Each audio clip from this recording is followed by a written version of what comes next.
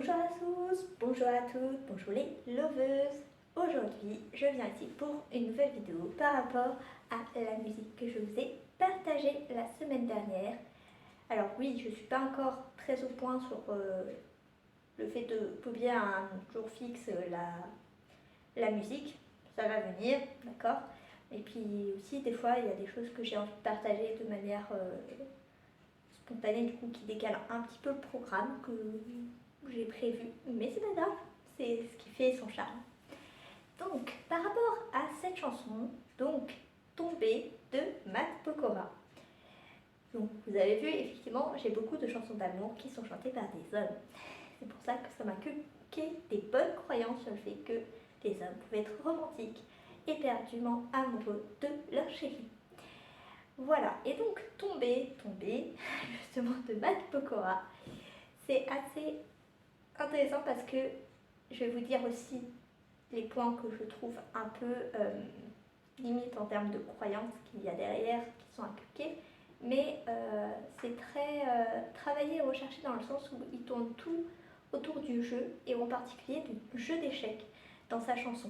Parce que clairement, il dit « Je suis touchée, bravo ma reine, tu as gagné », donc le jeu, bravo, gagné, touché, je ne suis qu'un fou allié, un fou, le fou du jeu d'échecs, enfermé, je suis tombée, comme on fait tomber les pions quand on réussit à avoir un pion aux échecs en fait.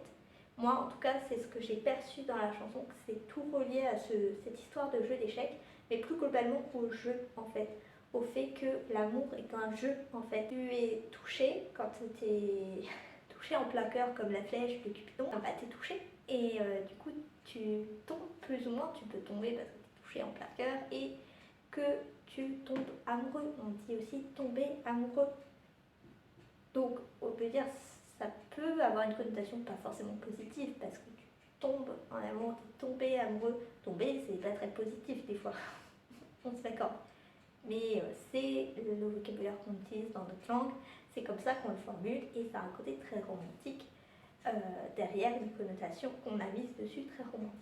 Il y a le côté donc très romantique, je suis tombée et je trouve ce que j'aime beaucoup c'est qu'on chante vraiment qui vibre, qui vit la chanson et pour toutes ça va être comme ça en fait. Et j'aime beaucoup le côté effectivement jeu que ils vont se perdre, ils vont se retrouver, mais jamais longtemps comme dans les jeux d'enfants. C'est vrai que quand on est enfant, un moment on joue avec certains, puis on joue avec d'autres. Finalement on n'est plus copain avec l'un, on n'est plus copain avec l'autre.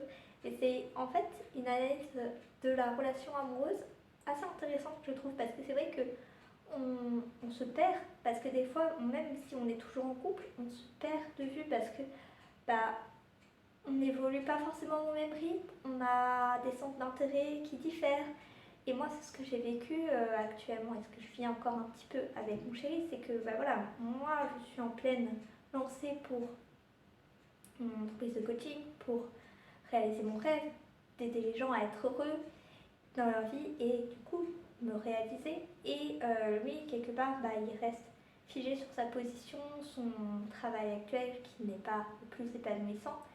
Et pour m'aider justement à réaliser le mien, parce qu'en fait c'est ça en fait ce qui se passe. Et c'est pour ça que j'ai encore plus envie de réussir, c'est pour lui. Donc bref, j'ai défié, mais voilà, j'ai vraiment envie de réussir pour mon chéri, pour que lui aussi vive son rêve de devenir artisan et de créer tout plein de choses, notamment des armes, jeux de rôle, grandeur nature. Voilà, la petite parenthèse est fermée. Pour en revenir à cette chanson, c'est pour ça que ça me parle bien, parce qu'en fait, il y a vraiment le côté, bah, on se perd, mais on se retrouvera forcément, tu vois. L'assurance que bah, on s'aime tellement, on est tellement bien, tous les deux, on s'aime vraiment, parce que voilà, après, il y a des moments où on ne sera pas toujours bien ensemble, et c'est ce qui dit quelque part par le fait de se perdre, puis de se retrouver, on va être des fois en décalage, on va des fois pas être complètement bien ensemble, mais on va à chaque fois se retrouver parce qu'on s'aime, parce qu'on est vraiment fou amoureux l'un de l'autre. Et j'aime bien, bah, après dans son clip il y a tout un univers un peu de jeu, oui, d'enfant en fait, et c'est ça que j'aime beaucoup, c'est que voir l'amour comme un jeu d'enfant en fait, et c'est ça qui est chouette comme vision. Et encore là, dans le fait de perdre, nous perdre, c'est aussi lié au vocabulaire aussi du jeu. Donc c'est assez drôle parce qu'il a tout ce champ lexical. Je vais faire des analyses de français super ouf sur les chansons, alors que j'étais une bille avant. Donc voilà, mais quand ça me parle, c'est différent. Une chanson d'amour qui est vraiment bien. Après, il y a le côté d'être fou, qu'on peut voir un peu négativement. Mais après, moi je le vois plus comme c'était vraiment pour ramener à tout ce côté jeu d'échecs, amener tout ce champ lexical et vraiment avoir ce jeu de mots en fait, qui est super intéressant d'un point de vue littéraire, artistique en fait, mais qui peut potentiellement créer des croyances pas forcément positives. D'être fou d'une personne, c'est pas tout genre positif, ça peut connoter une dépendance affective. Ça dépend comment on prend les choses. Donc voilà, prendre du recul par rapport à ça, ce côté fou, d'être tombé, fou. Et j'aime bien le fait qu'ils disent ma reine. Alors après, il y a un côté un peu positif dans le ma, quel que soit nos mots d'affection, mon chéri, etc. Je les utilise aussi, donc pourrait y voir une connotation pas forcément positive. Après, c'est des termes qu'on utilise par affection.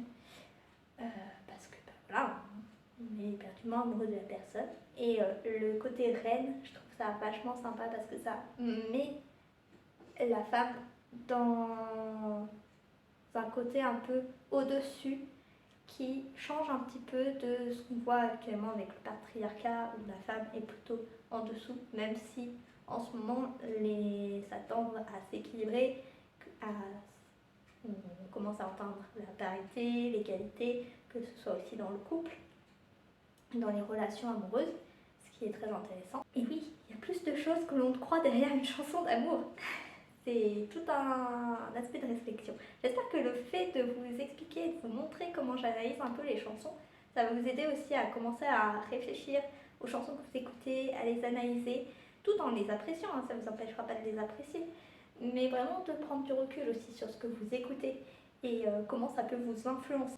Et donc oui, moi je trouve ça beau de la manière dont il l'encense, dont il la valorise. Après, voilà, il y a toujours avoir du recul sur la situation, que ça ne soit pas non plus néfaste, parce que le but c'est d'être une équipe, d'être deux personnes à même niveau, en fait, d'être dans un équilibre en fait, et pas qu'il y ait l'un qui écrase l'autre, parce que la reine avec le pouvoir. Mais comme je vous l'ai dit, je pense qu'il y a aussi la notion du jeu d'échecs qu'il voulait vraiment amener dans sa chanson. Je ne sais pas, si vous lisez des interviews de Matt Pokora, peut-être qu'il l'explique, mais moi en tout cas c'est moi ce que j'en perçois et l'analyse que je peux en faire. Donc bref, c'est super intéressant, super génial d'analyser des chansons d'amour avec vous. Et j'espère que vous apprécierez. Et donc je vous ai analysé quelques parties. Après, il n'y a pas non plus énormément de paroles par rapport à celle de Amir parce qu'elle allait beaucoup plus vite. Et voilà, si vous avez d'autres commentaires à faire sur d'autres parties de la chanson que je n'ai pas forcément évoquées, bah allez-y, dites-moi. Et puis je serai heureuse de partager aussi avec vous en privé, sur les commentaires. Allez-y. Et surtout, si ça vous plaît, likez. Voilà. Je vous souhaite vraiment d'être heureuse dans votre vie, de kiffer votre vie. Si vous avez besoin et vous ressentez le besoin d'être accompagné pour kiffer votre vie, je suis là, je suis disponible. J'ai mon calendrier avec les rendez-vous de 45 minutes offerts, gratuits, où on fait le point et le bilan sur votre situation, sur lequel je vous montre et mets en lumière ce qui vous bloque actuellement et le plan d'action pour arriver à débloquer la situation et comment je peux vous aider. Kiffez votre vie, soyez heureuse.